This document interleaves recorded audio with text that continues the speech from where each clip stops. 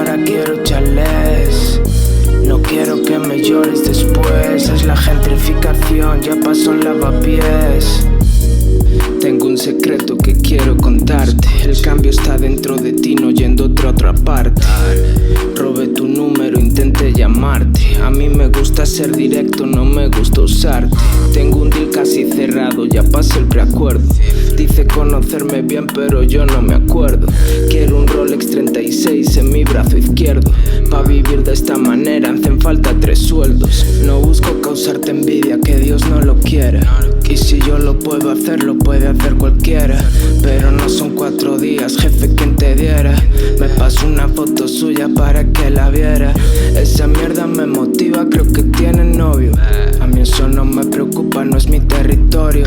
Si te mola esta movida, chequea el repertorio. Empecé a hacer mi dinero desde el locutorio. Lo encuentras de segunda, 12.000 y pico. Mantén real, no cambies de rico. Dame 5 años y te lo triplico. Para cualquier hipoteca yo ya cualifico. Lo encuentras de segunda, 12.000 y pico. Manténlo real, no cambies de rico. Dame 5 años y te lo triplico. Para cualquier hipoteca yo ya. Hacéis toda la mierda al revés. Yo ya compré un par de pisos, ahora quiero chalés. No quiero que me llores después. Es la gentrificación, ya pasó el lavapiés. Tengo una amiga que es puta y trabaja en Bayona. Le dije si es casado con pasta le hago una encerrona. Ahora vivo en California y esta vida mola. Si me meto en idealista compro en Barcelona. Yo sé que se creía más pero me la pela. Lo mejor que hice en mi vida fue dejar la escuela. Enciendo un joint al lado tuya para que lo huelas.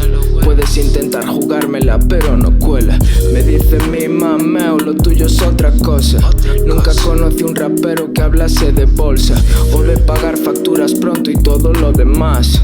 Soy un hombre de verdad y tu novio está para atrás. Un día de estos voy por Gali pero yo no aviso. Tengo a todos los camellos comprándose pisos y no paramos hasta hacernos con todo el edificio. Es como un sueldo vitalicio por todo el sacrificio. Lo encuentras de segunda, 12